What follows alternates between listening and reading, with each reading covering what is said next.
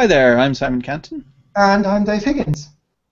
and this is the fourth Google Hangout in a row where we're outlining episodes of Greenstar Season 2. This is episode number 4, which is a completely new episode that we just came up with in the last meeting. So we were going to do 10 episodes, now we're doing 11. And obviously there'll be full spoilers for Greenstar ahead. So we're going to get going with that.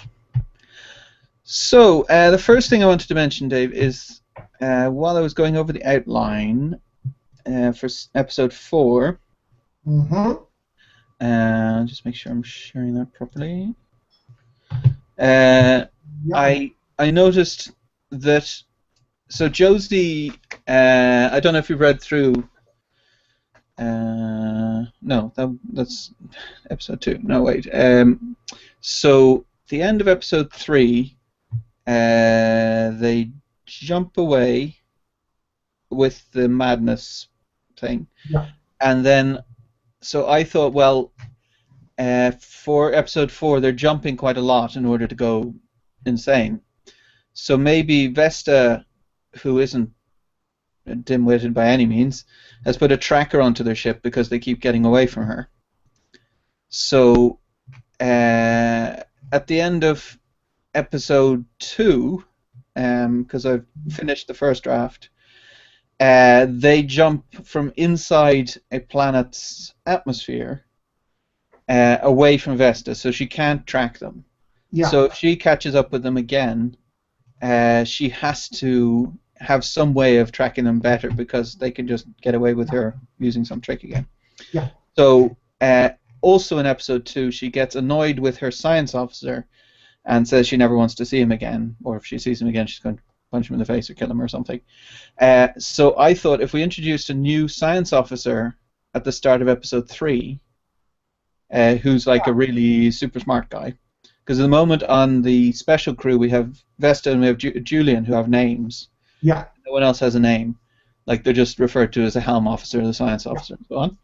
So if we introduce someone with a name as the science officer who's like super smart, then at the end of the episode, that new science officer can now come up with a way to track people, to track ships across different solar systems. Yes. So the first thing we can do is we can come up with a science officer, if you want, or I can come up with it on my own. Either way is fine by me. No, let's have a crack at that. Right, I'll open the World and Characters document.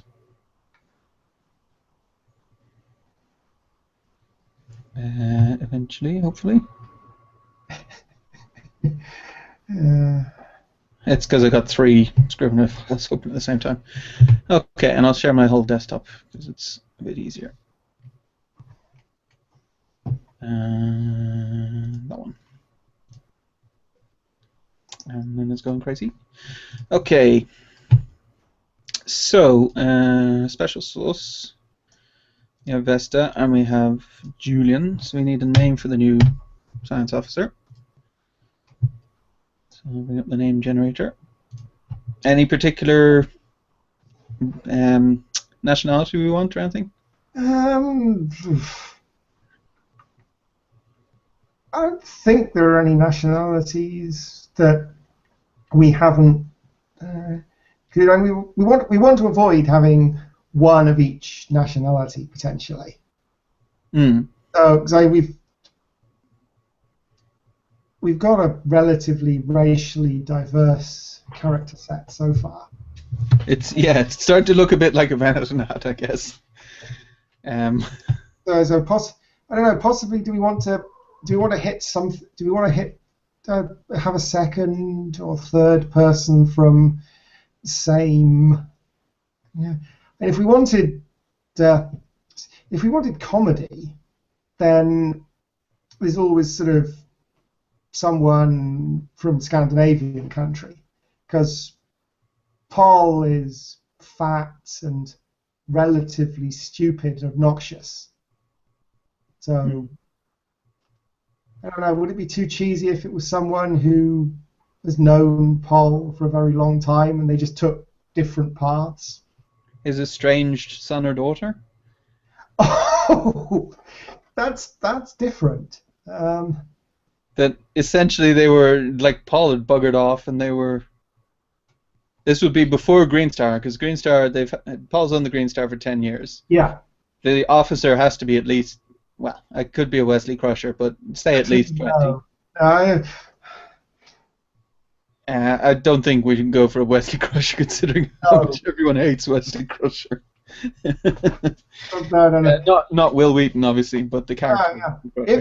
If we were writing this film script and already knew we could get Will Wheaton, then having a Wesley Crusher-esque character played by Will Wheaton, who would probably do it justice because he seems a decent bloke with good sense of humour, might work. But yeah, just I think trying to do a parody version of Wesley Crusher would just be too irritating for readers.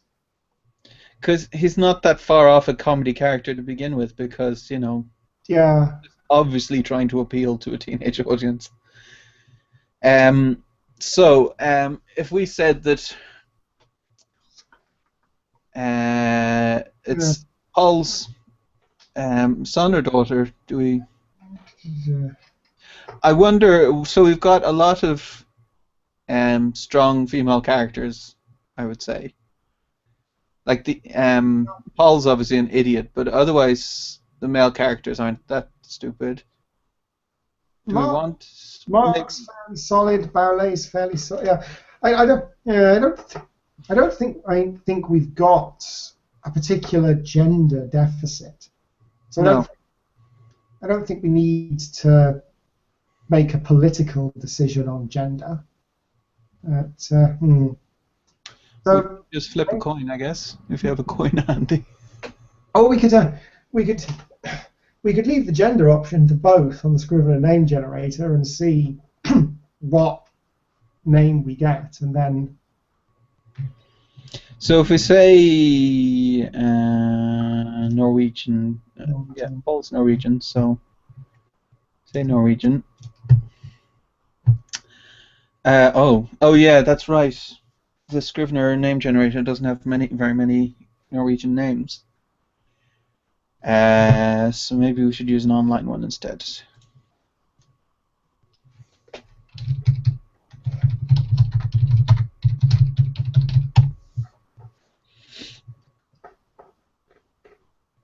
Yeah, have this. Lachlanning. So, oh, this has to be male or female.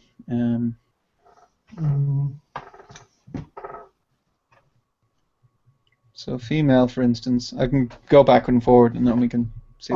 Oddly Stone has a certain something. Stone. Yeah, does the site have diacritics on it or not?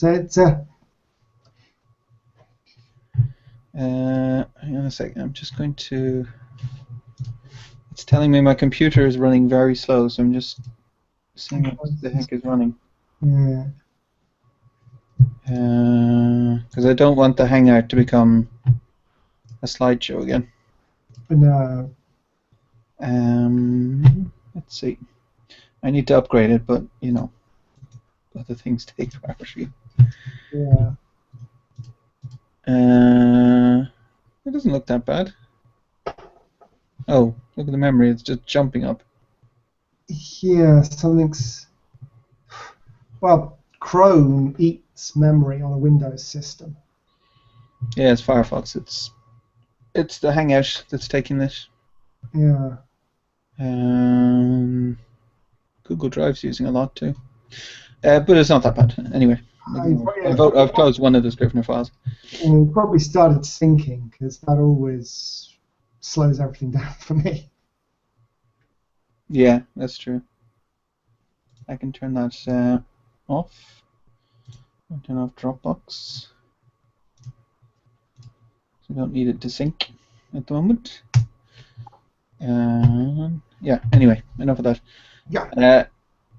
So you like the name Oddly? I like the name. I like the name Oddly. I don't know if it's to a audience that isn't so familiar with Northern Europe going to look like we've chosen it for comedy? Is it too comic or?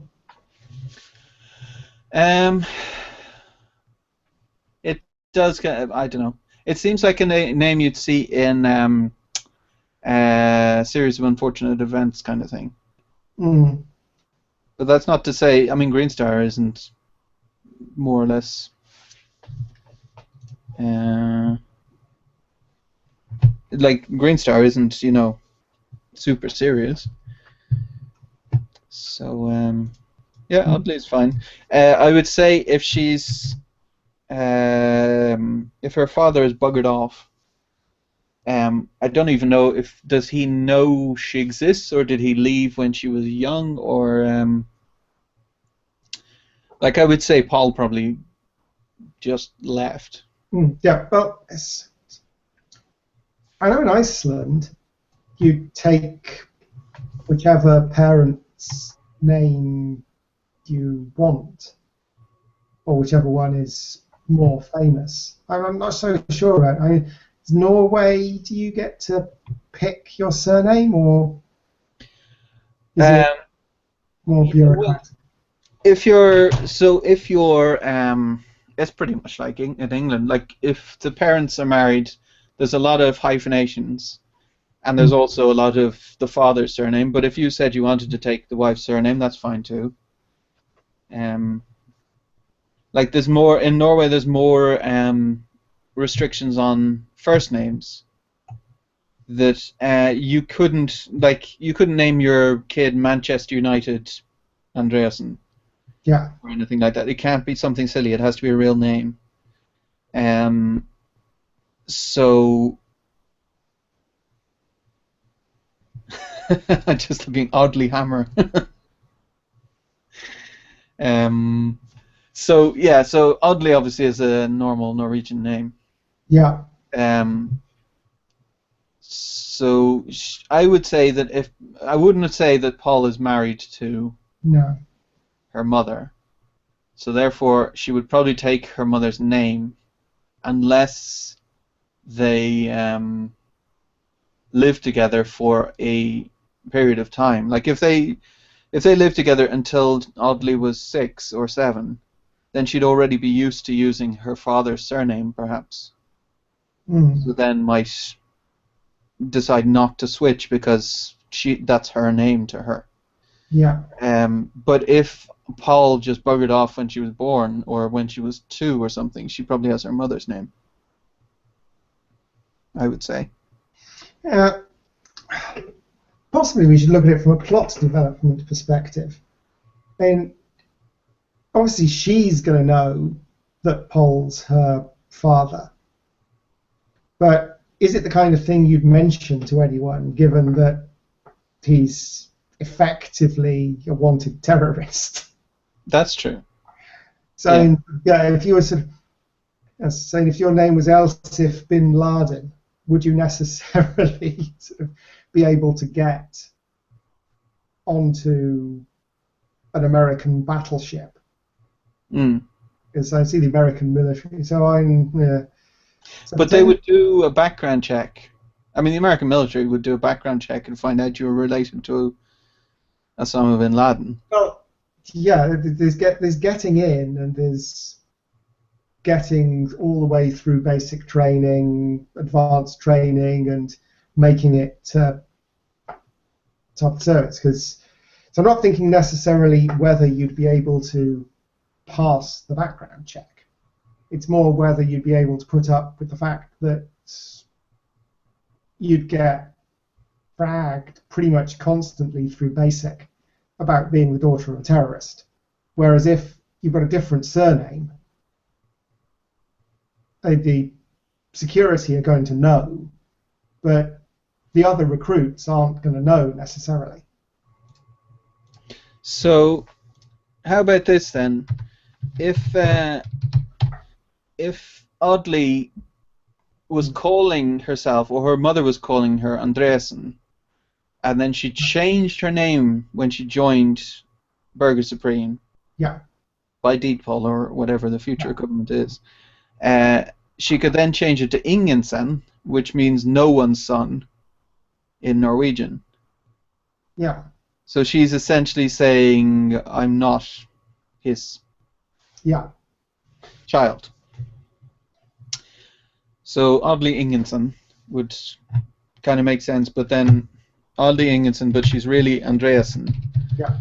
Which then gives us a moment of drama if Vesta finds out that her real name is Andreasen later. Yeah. So the thing. So Paul is in his 40s, isn't he? 50s, I think. 50s. Yeah. So yeah, we've got plenty of slack to play with, making her a sensible age to be a skilled science officer then. Yeah, so then we can choose whether we want her to be actually, if I do just a search for science officer, and we'll see. Oh, because obviously there's, well, I guess we're getting a lot of Star Trek, but like there is scientific officers in the military. Carol Bailey, Woman of Honor.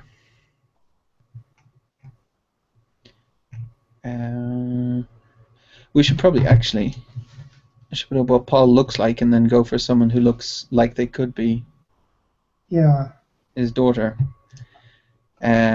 So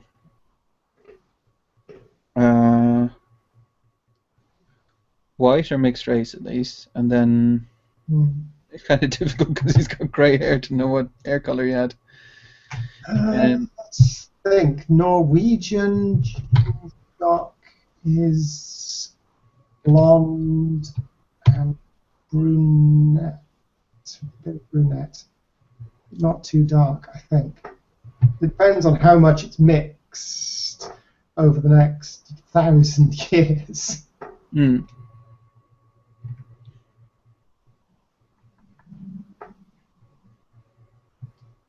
Maybe her there?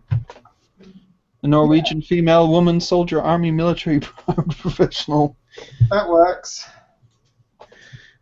Copy image.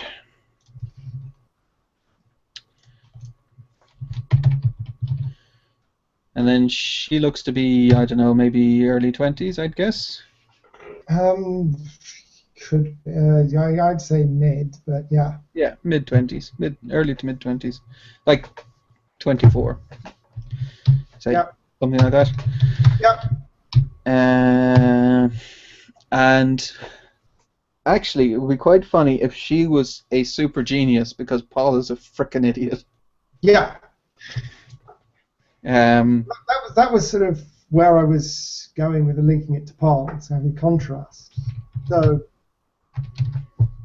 she's smart and quite pleasant. Because she's been raised by her mother as well, so yeah. Okay. Grant. So that's the science officer. Yay. So that was that. So then she puts a tracking device, or she comes up with a tracking device that they put on the Greenstar when the Greenstar is trying to escape with the madness jump thing. Yeah. Okay. So on to episode 4. So I'll go back to just sharing the Scrivener doc instead of everything.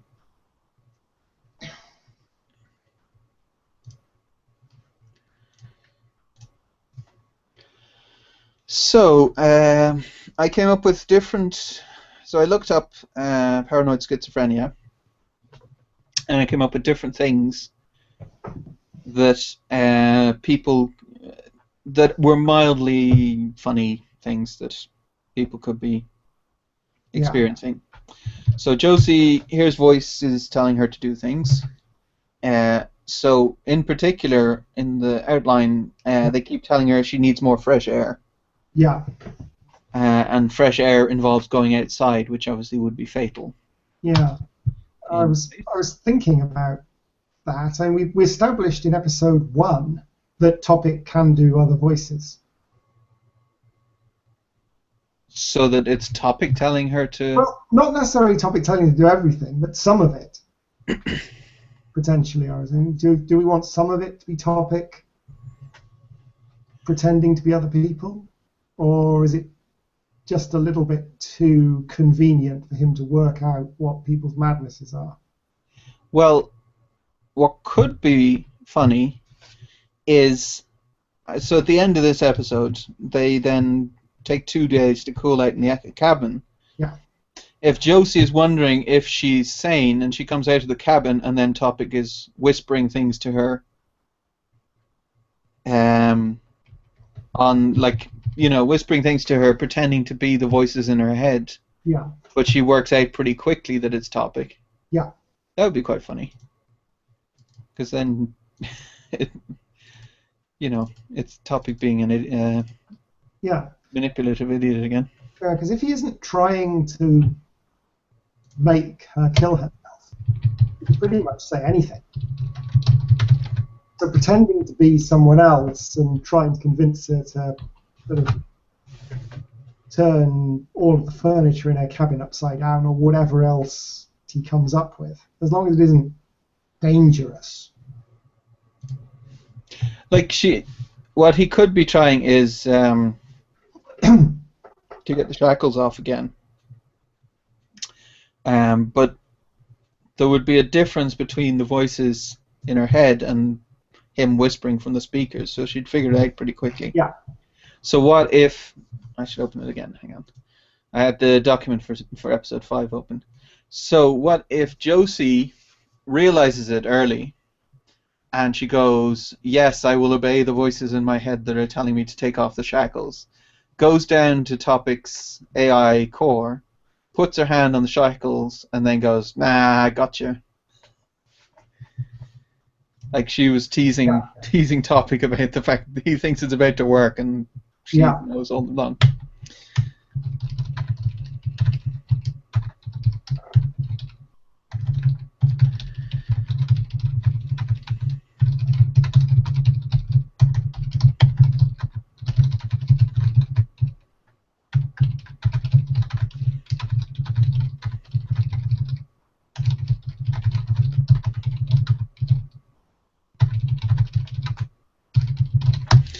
Grand. That's a good thing for next one. Oh, it's gone back to... No, it's still showing it. Yeah. Josie hears voices telling her to do things, go out to get fresh air. Connor thinks he's being chased by secret guinea pigs. Elijah isn't able to string a sentence together. Yeah. Mark thinks he's hardtack, which would be fairly... That's... Yeah. Not meant to be a capital T there. Raina thinks the person in the mirror is out to get her. Doc can't remember what she originally looked like and wants to change back to her original face. So she mentioned that in season 1, that she can't even remember what she looked like. Yeah. At the start. Paul keeps eating, destroying his new body. Is that really madness, or is that just Paul? Yeah, that's true.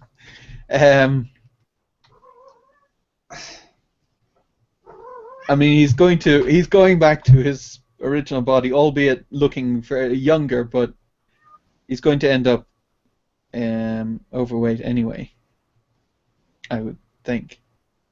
Yeah. Like, as well, I'm thinking everyone has gone back to their original appearances except for Paul, because, makes things easier. Yeah. But Paul liked being thin and muscular and getting attention and stuff, so he'd have no reason to go back to being older and overweight. But I do like the fact that he's not really changed inside. So, I mean, if you take an overweight person and you take all the weight off them with liposuction or something, they're just going to be overweight again if you wait a year. Because they haven't changed their habits. Yeah. Speaking as an overweight person myself, I know that if I suddenly had 20 kilos less, it would take me a little while to gain it back, but I would gain it back. So he's going to end up overweight again anyway. Yeah. So yeah, I don't know. I thought the madness maybe could be getting him into competitive eating mode, basically, wolfing down more food than he can possibly eat. But he's already. Or could we reverse it and have Paul like sitting around reading Kierkegaard and smoking a pipe or something? Because he's already pretty ludicrous without going insane. So maybe insanity for him is acting like more of a rational person, I guess. Yeah, so it's too cheesy to have him become socially responsible.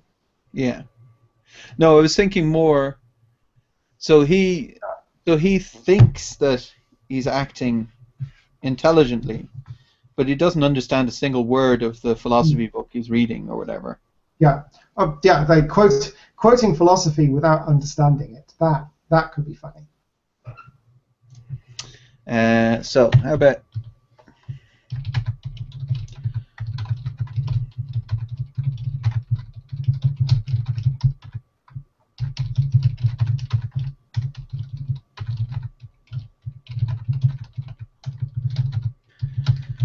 so listening to opera, reading philosophy, anything that he thinks is like what intelligent people do.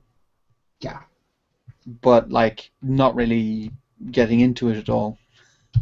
Not even understand. Like saying, "Hey, Josie, listen to this. Table of contents, chapter 1." Isn't it profound? Gina begins to think Topic is a god again because she's already gone mad and she thought Topic was a god. So yeah, it's reasonable she think the same way again. And Baule begins to think he really should be captain. I'm not sure about that one. If you can come up with something better. I was thinking about this. I mean, Baule has this huge cognitive dissonance in his life, that he's a very, very cheerful person whose job is to be pessimistic. So, I mean, so he gets a split personality. I hadn't thought of that, but yeah. So there's a genuinely happy Baule and a properly pessimistic one. So he has dissociative identity disorder. Or no, I was thinking possibly. Or if there's something else. Or he becomes I don't know. Is there enough comedy in him becoming genuinely pessimistic, but trying to hide it? Emo Baule.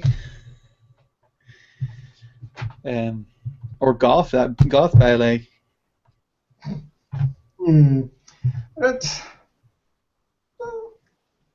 Goths are usually very well adjusted. Yeah, I guess. Yeah. I'm thinking more of the South Park type of goth. Like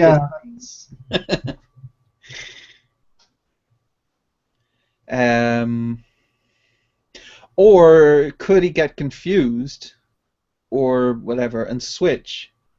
So inside he's all cut up and thinks that everything is terrible and whatever, and outside he's displaying that he's happy and optimistic, and Josie wouldn't pick up on that at once. And Baule, yeah, I don't know, we could get too serious for Greenstar then. Like if he's really depressed. Yeah. So like that gives us like Josie can then think, oh, at least Baule is holding it together. Yeah, but my gut's saying in a comedy series we can't be too silly about mental illness. So having people who have been driven mad actually have proper problems might be a good thing. Not too bleak, but I think we want to avoid sort of too much comedy, because Paul is going to be slightly comedy with his histrionics. Oh, I mean, I think it's unavoidable that it's comedy. Yeah, but I'm thinking sort of saying I don't think necessarily in this episode we can go too dark for Greenstar. I think sort of there has to be darkness in it. Otherwise, we're just making light of actual issues. Well, how about this then? That Baulé is acting like everything is happy and joy and whatever. And Josie is not taking the madness thing seriously when Gina tells her. So Gina figures it out about halfway through the episode. Gina tells her, listen, we're all being slowly driven mad by this thing, this drive. And we really can't use it anymore. We're going to end up in a very bad place. Yep. And Josie said, oh, well, so I've got some voices, so what? And then Baulé is so depressed that he tries to kill himself. And then Josie goes, well, I better take this seriously because we're all going to end up... Gina's right, basically. Yeah, that works. That's got some legs on it, yeah. It's a fairly serious note in a light series, but I don't like. I think you're right in that we don't want to be like, aren't mentally ill people funny? Ha ha ha. Yeah. So it's like, making it clear it's not funny.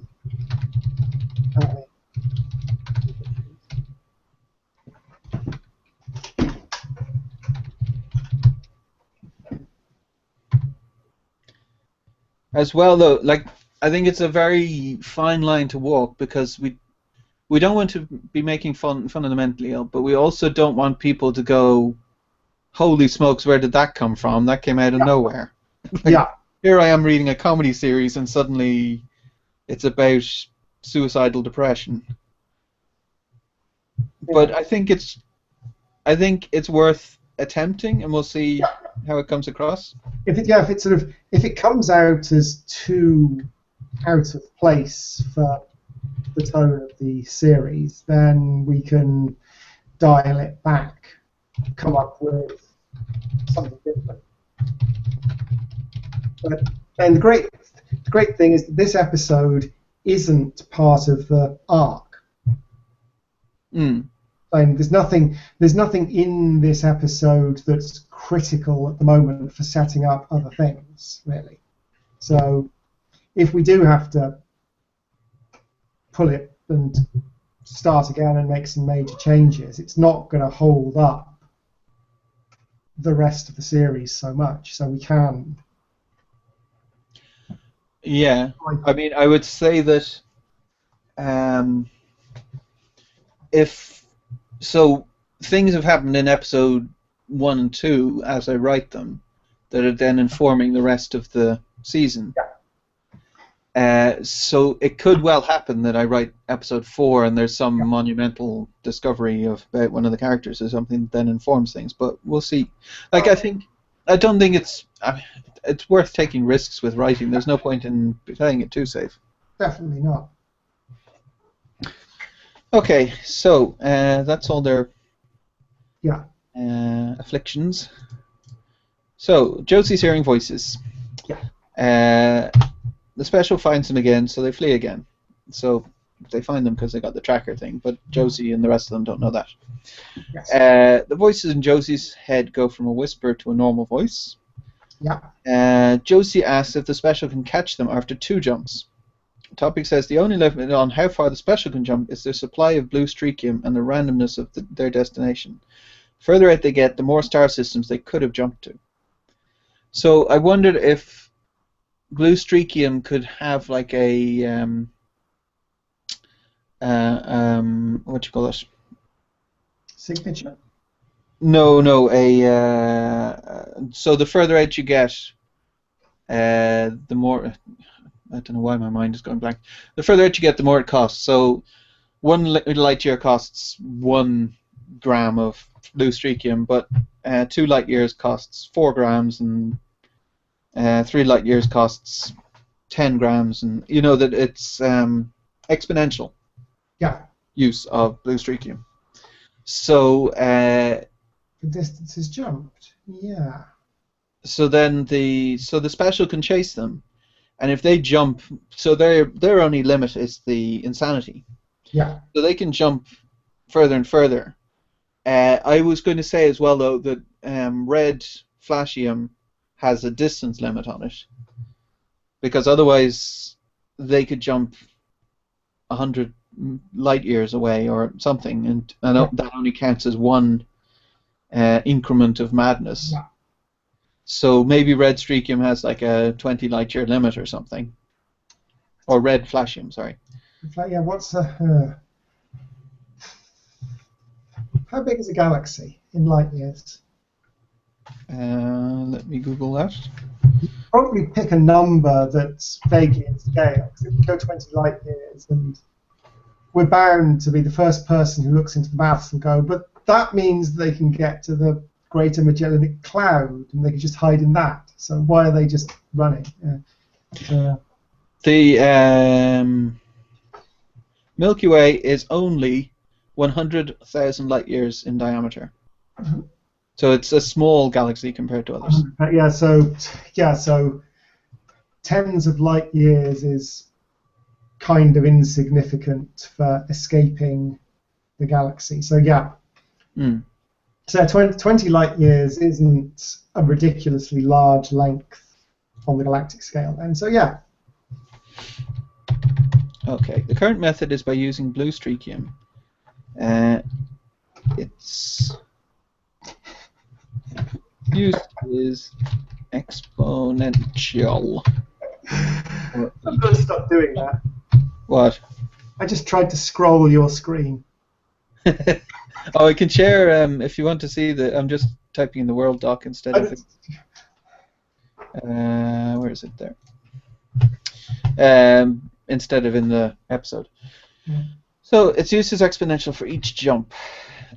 Previous method used red flashium, but the crew tended to go mad. Had a limit of 20 light years. I think. Let me go over here again. How far away are the stars? The next nearest star is 4.3 light years. So what I want is that the red flashium can take them to more than one star. Yeah.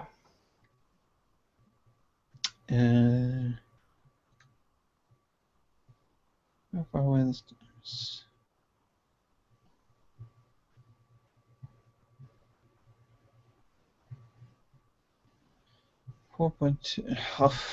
Stupid. People are explaining what a light year is instead of.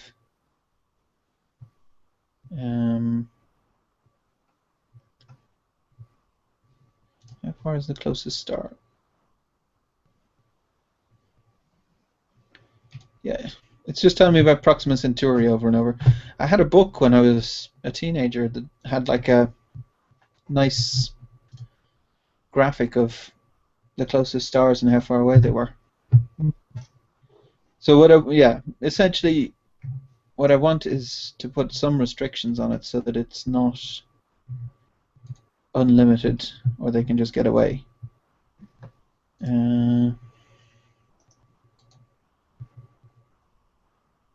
List of nearest stars and brown dwarfs. Aha, here we go. Alpha Centauri, 5.9 light years is Barnard's star.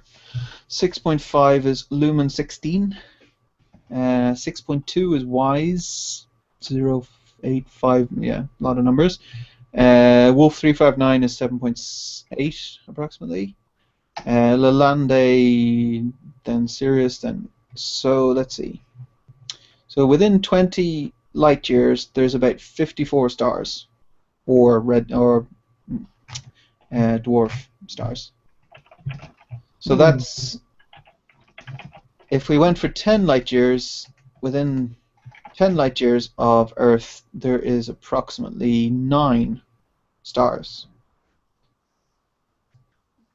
So I would say that that is probably better than 20. Like, if there's nine possibilities, I think is better than 54, because if there's 54, then it's pretty much impossible for Vesta to be guessing where they're going. Yeah.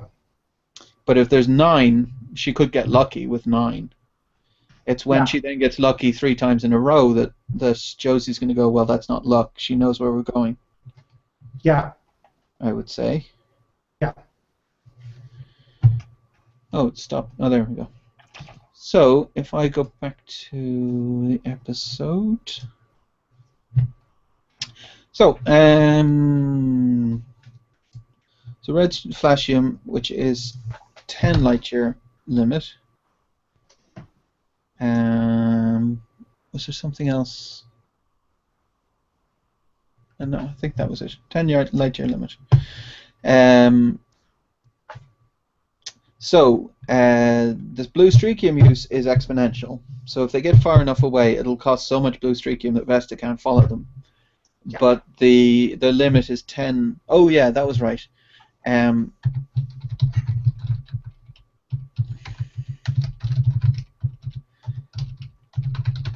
So they also have to jump to the vicinity of stars. They have to jump within solar systems. Yeah. Because if they could jump to the middle of deep space, well, then Vesta's got 0 chance of catching them. Yeah. Okay. Voices in Josie's head tell her that she should jump 3 more times, so she does so. Jump, jump, jump. Because there's no limit, there's no cooldown for the red flashium. The voices say that was the right choice, and now she should go for a walk in the fresh air. She goes down to the holotainment center for fresh air. She takes a walk and feels better. When Josie comes out, she runs into Connor, who keeps checking behind him on the floor for secret guinea pigs. Yeah. Josie asks him what's wrong, but he can't tell her. There's an alert from the bridge, so Josie hurries up there. Essentially, what we want to do is give Josie a crisis involving the insanity of the crew members that lasts for approximately an hour story time, so that then the special can catch up. Josie hurries up there. Special is on top of them again. As soon as the Greenstar jumps, no matter how often, the special is on top of them as soon as they can. Josie tells Topic to jump again, so she'll have an hour to think. So Josie here is already suspicious. So they've jumped, so they had a 10 light year limit. So if we say that's approximately 10 stars, that means that she jumped 3 times after the last time. Yeah. So that would be 1,000 potential stars. Yeah. So slightly less than that because there's going to be some overlap, but yeah, it would say between 100 and 1,000 stars, something like that.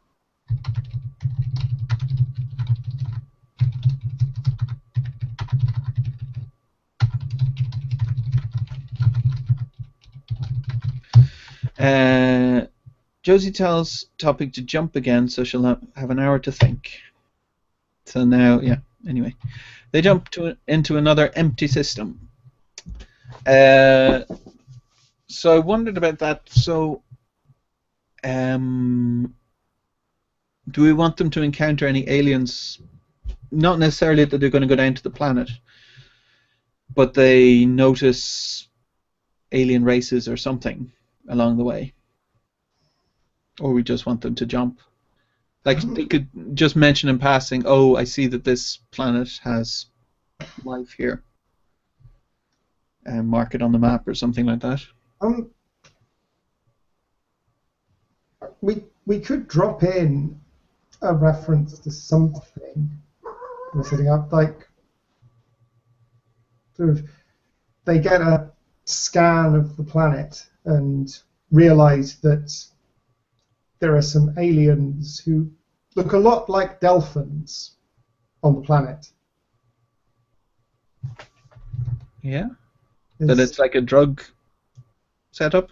Yeah, they just think it's sort of the dolphins are doing something. But that avoids us having to introduce another alien race we don't really hear in this episode. Mm. Whereas sort of if we carry out the fact that the dolphins are expanding.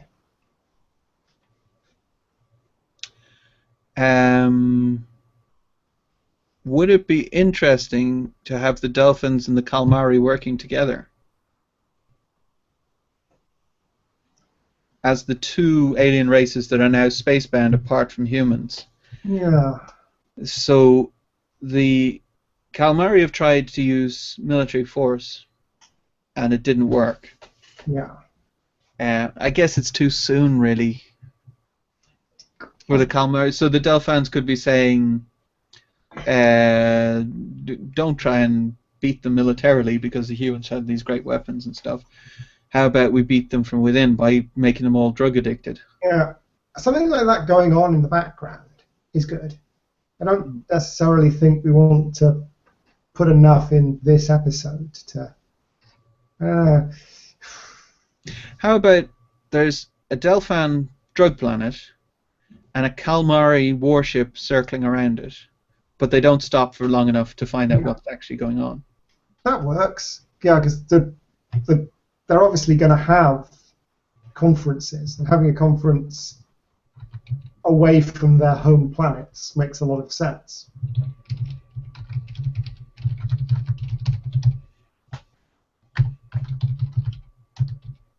So then they can jump again to avoid the calamari. Yeah. So Mark strides onto the bridge, shouting orders. Oh, that's a point actually. So when they're jumping, at least the way we've had it set up at the moment, they're in hyperspace for a period of days. In the first couple of episodes, in the first season, I don't think we mentioned how long it takes in hyperspace to get to anywhere. So if they jump 3 times, is that taking 6 days in hyperspace? Because that's kind of the way it's written in episodes 1 and 2. Or is Red Flashium instantaneous to the next place, which would mean that then Vesta wouldn't be an hour behind, she'd be days behind? Or is it that hyperspace is relative time? So it feels like 2 days, but it's actually an hour of normal space, or normal. It's just in normal space.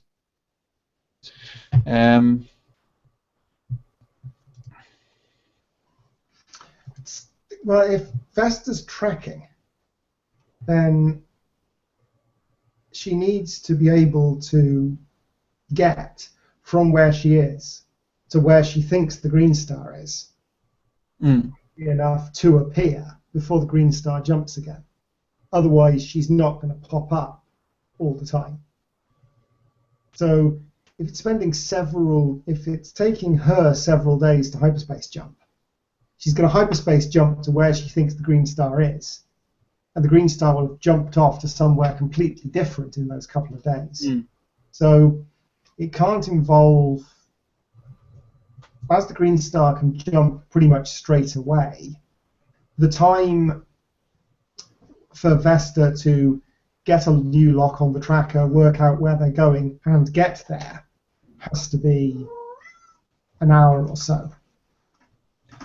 If we said then that it feels like days in hyperspace, or at least feels like hours or something, because the first 2 episodes of this season, they're doing stuff in hyperspace. Yeah.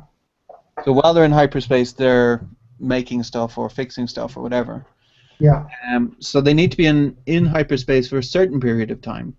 Doesn't need to be days. We can change that because there's nothing published where they're doing anything in hyperspace. The only thing that says in season 1 is Josie's on the bridge looking at the rainbow lights turning into normal space again. Yeah. So in season 2 we could change it. You could change it in the second draft. Yeah. So that it's hours instead of days. Like say, I don't know, it takes 6 hours. Yeah. But it's relative time compared to in the normal universe, it's instantaneous. Yeah.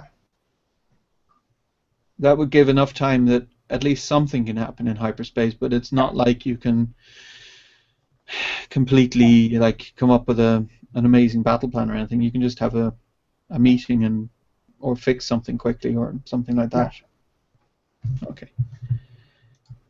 I can't remember in the first 2 episodes what happens, but it's as well to have that rule, and then we can. Yeah. You might need to fix something. I'll do some tweaking so that they talk about only having a couple of hours left before they drop out or whatever. If it takes approximately an hour per light year, that would mean the 10 light years would be 10 hours. And 30 light years, if they've jumped 30 light years away potentially, that's 30 hours of hyperspace for Vesta to be stewing, thinking, how am I going to get them? Yeah.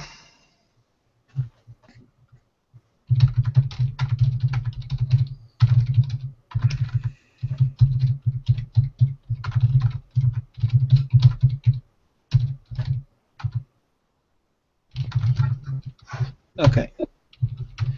So hyperspace takes an hour per light year in hyperspace, but is instantaneous in the normal universe. Is that for both blue streakium and red flashium, or is it just for blue streakium? I think it gets too complex if we introduce different time scales for fuels as well. Mm. And it's because if we have to do a series of equations every time we want to have the green star just escapes, we work out, okay, they need to jump this far, this many minutes after the ship appears, and so on. But they can only jump this distance because otherwise, when Vesta jumps, it's going to turn into a little bit of a resource management thing rather than a comedy chase. How about when they jump with red flashium, it takes the same amount of time, but they're not mentally aware of what's happening. It's like they're blackout drunk or whatever. So whatever happens is basically erased from their memories, but they arrive at their destination, and it's like so say they jump from one place to another, and Josie is suddenly down on deck 26. A fugue state. Yeah, that would be fun. Yeah.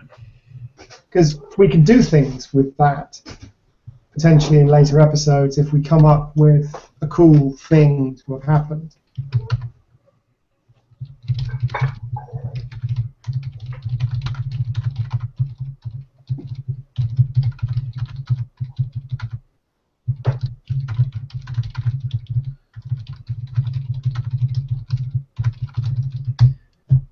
Yeah. Okay. Because that means then essentially what I wanted to get to was that Josie can't be planning and scheming in hyperspace while she's running from the special, because I like having the limit of an hour each time when she's feeling under pressure. Okay, where were we? Am I still sharing it? Yeah. So they jump again to avoid the calamari just in case. Mark strides onto the bridge, shouting orders. He thinks he's heart attack and has to be restrained. So, yeah, I can't. Yeah, I don't think we need to expand on that too much. Easy enough. After that, special is on them again because that takes about an hour. and they have to jump. The voices are getting louder, getting pretty loud now, telling Josie she needs fresh air. She ignores them and goes to talk to Elijah about how the special is tracking them. Nothing he says makes sense, so he's just babbling. Yeah. So she doesn't have her technical expert. I thought the next person on the list would be Raina in terms of technical smarts. Either Raina or Ballet, maybe. Connor, we've discovered, doesn't have a clue. Although I think he'd have more clues than some people, I guess. Yeah, Ballet seems slightly more competent than Rayner when it comes to that sort of thing. Because the pessimism officer's got to be good at seeing other perspectives because they're looking for the bad thing. So potentially that means he's relatively good at coming up with ideas too. So we're going to involve Ballet later, so it also makes sense to use him here. Yeah. So she goes, see Ballet, who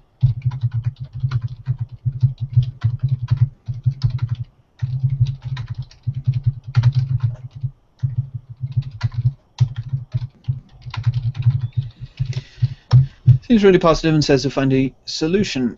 So then that's instead of Raina.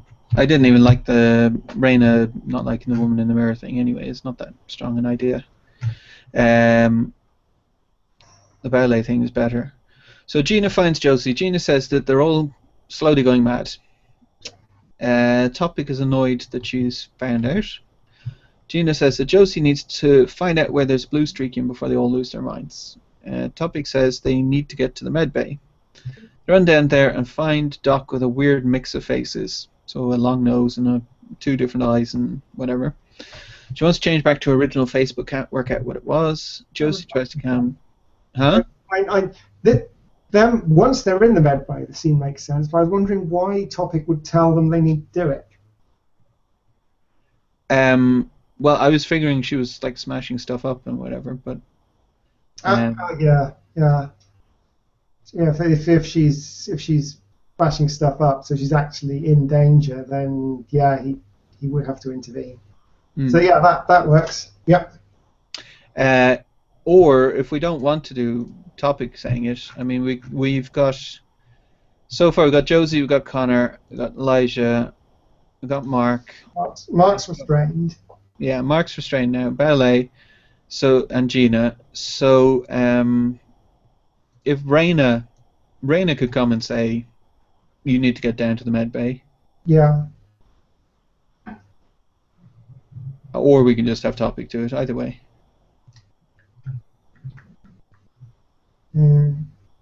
Like, it's down to whether we want to have everyone make an appearance at some stage, or whether we're just not bothered if Raina never says anything. If we leave Raina out of the episode, then we don't have to come up with a new madness for her. Yeah. So go. Okay. Because we could come up with a new madness for her, but if you're not happy with her not liking her reflection, then... Well, it just seems like it's kind of like okay, we ran out of ideas kind of thing. Yeah. If we leave the Topic then, yeah, because it makes sense for him to say it. Yeah. She wants to change back to her original face, but can't work out what it was. Josie tries to calm Doc down.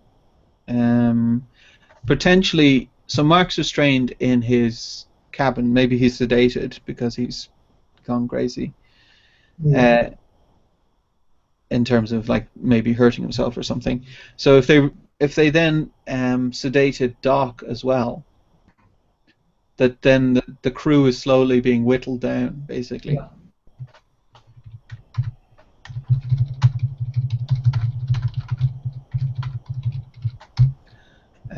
So where was Mark?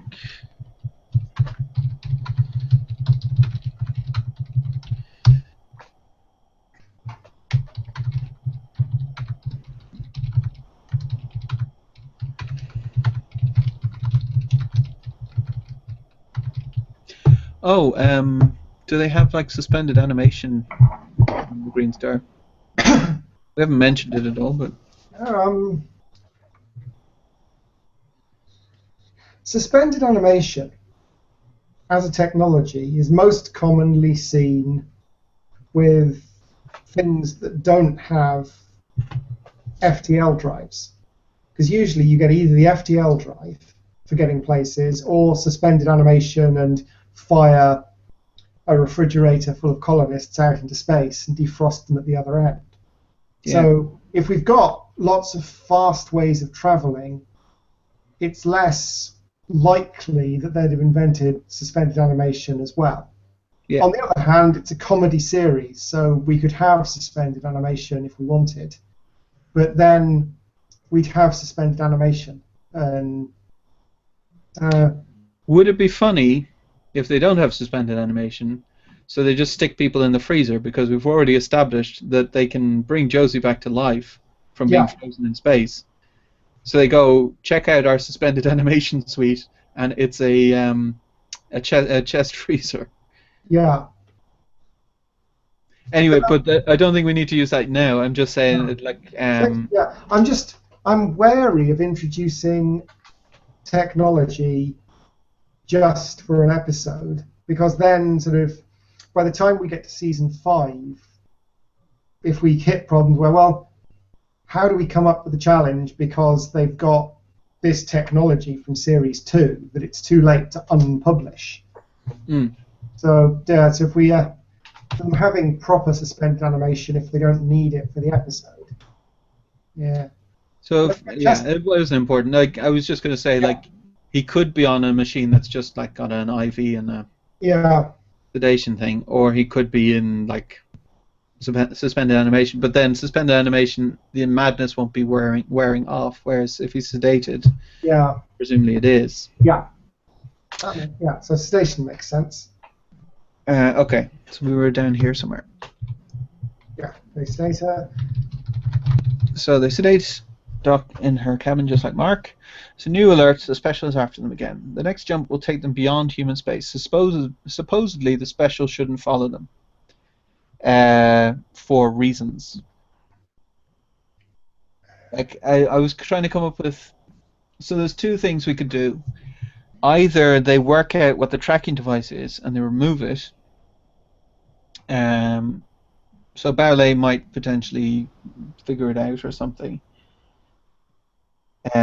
Or if Elijah has like if Elijah is aware in his own head but just can't communicate his thoughts, then he could have figured it out himself and get rid of the tracking device. Yeah, so if we have Elijah, essentially we could have Elijah trying to express it. As when my grandmother had a stroke, she knew what she wanted to say, but she couldn't say it. So there's a terrible getting around it, trying to come up with other things. So potentially Elijah has a series of things he needs doing to get rid of the tracker that he's worked out is there. But he can't tell people why he wants to do it or explain what he needs doing. So... Because Elijah can't do 0G. Yeah. So he needs Josie or Paul or the repair bots, because the repair bots can do working outside the ship. So 3 sources of going out to deal with it. Well, Josie or Mark. Paul doesn't do 0G either. As Josie or Mark. I was thinking Paul, I got tangled up another thing. That what if it's a harpoon? Would there be some funniness in the fact that Elijah can't express himself very well? If he works out they've been harpooned with a tracking device, so he keeps sort of going up to Paul and going to Moby Dick and giant whale, and Paul is obviously no longer fat but takes it as an insult. A bit hard to work in. Well, I just wonder why he'd go to Paul rather than going to Josie. They could be in the same... Huh? Sorry? because he's tried to talk to Josie and failed, so he tries to talk to Paul. Maybe he's trying to talk to everyone. No, yeah, it's well, like if say Josie's in the conference room and Paul is there, just because he's trying to show off how amazing he is. So he's in the conference room listening to opera when they get there and reading some kind of philosophy book. And he keeps interrupting them as they're trying to solve the problem to tell them about some interesting philosophical thing he's just read that is something that's not important at all. Like, you know, some philosopher is trying to make a point, but it's like the introduction to their point or something. It's not the important bit. And then Elijah comes in, and Elijah starts talking about big fat whale, whale. Then Paul would think he's talking about him, and we can have the argument without Elijah going to Paul specifically. Because if I was on the Greenstar, the last person I would ever go to talk to about some kind of problem would be Paul. Yeah. So if you say that, okay. They've just sedated Doc. So there's a new alert. Specials are after them again. They jump again.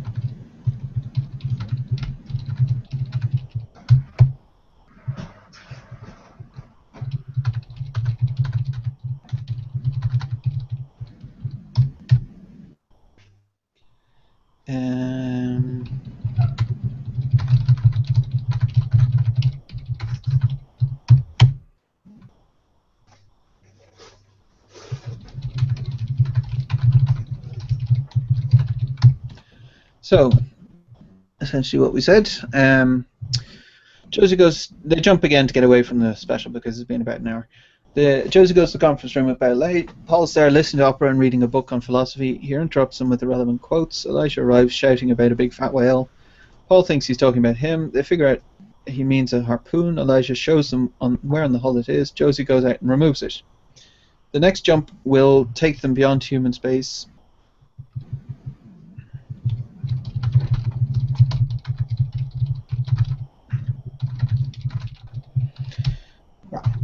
And the special shouldn't be able to track them. They jump again, and Josie begins to really lose it.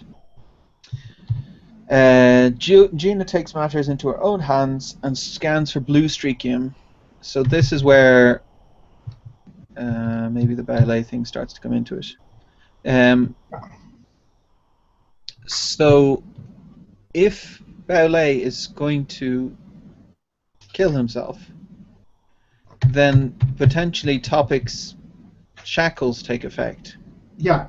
Because the messing around with red flashium is going to kill one of the crew members, so therefore Topic isn't in danger, and I forget what the other higher shackles are, but basically he then has to protect the crew by saying, okay, I found out where blue streakium was 5 days ago.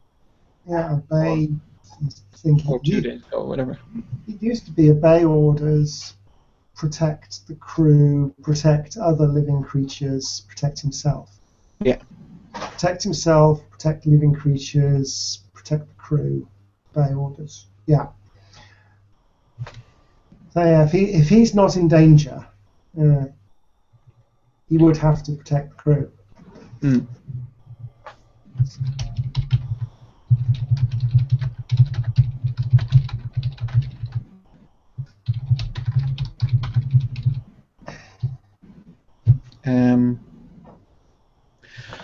Or, like, I like the fact that this is Gina's chance to shine, basically.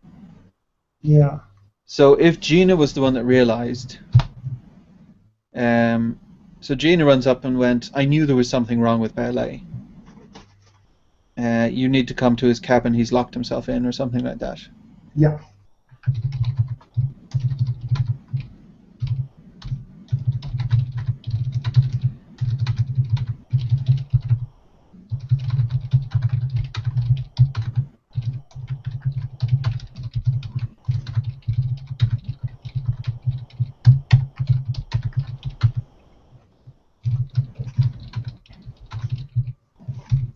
So Ballet wants to kill himself.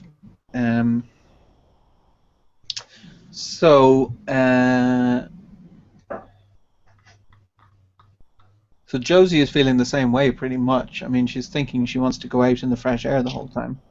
It's a different motivation there. But if Josie attempts to talk Ballet out of it, but she can't quite manage it because she's not really feeling that way herself, and then Gina goes and comes up with like a speech about why she lasted in the jungle. Yeah.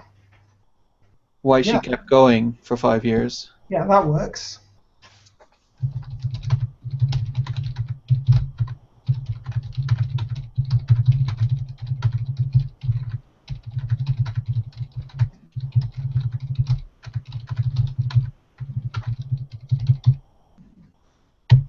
Actually, where was it?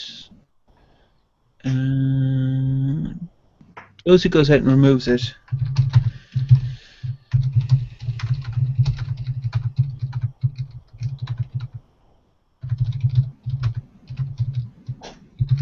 So she's been outside, so she's tempted to get fresh air in the vacuum of space, so just reminding myself to mention that.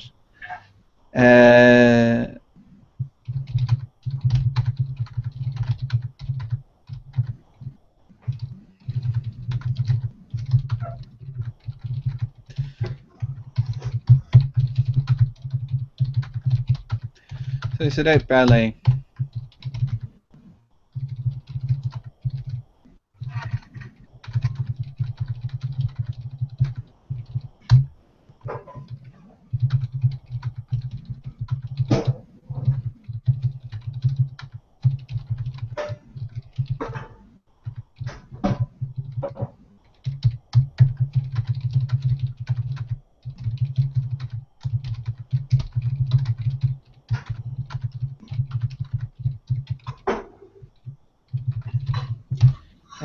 Something like that. So Gina talks Ballet out of it. They sedate Ballet. Josie realizes to be none of them left soon. She tells Topic that the crew are going to die without Blue Streakium. He says that he located some 2 days ago, but it's in unexplored space. Yeah.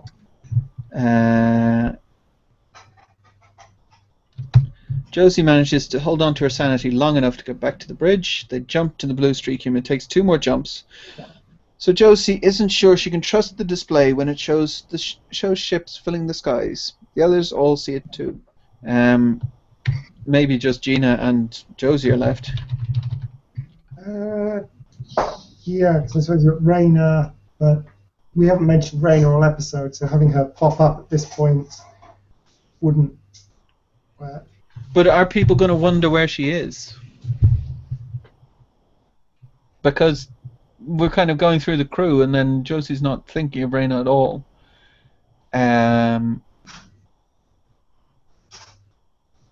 Oh, you know what might be good? Maybe.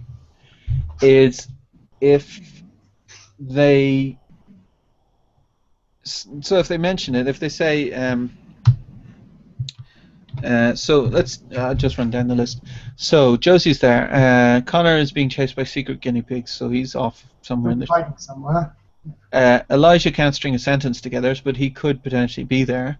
Yeah. Mark is sedated. Raina we don't know. Doc is sedated. Paul is in the conference room and doesn't care. Gina is there, and Ballet is sedated. So if we say Gina and Elijah see it too,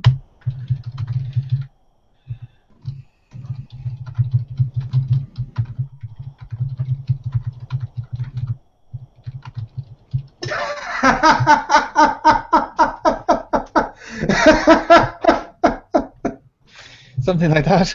Yeah. If we don't explain why, just she is. Yeah.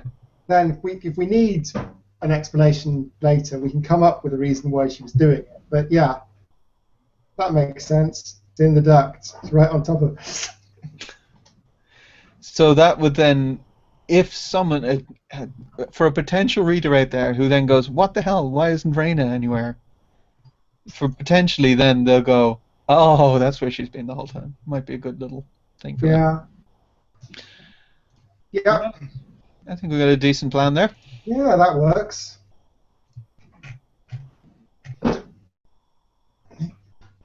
Yep. Good stuff.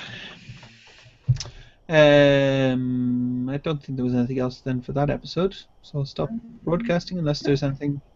No, I think we're sorted on that. Okay. So thanks very much for watching, and we'll see you on the next one.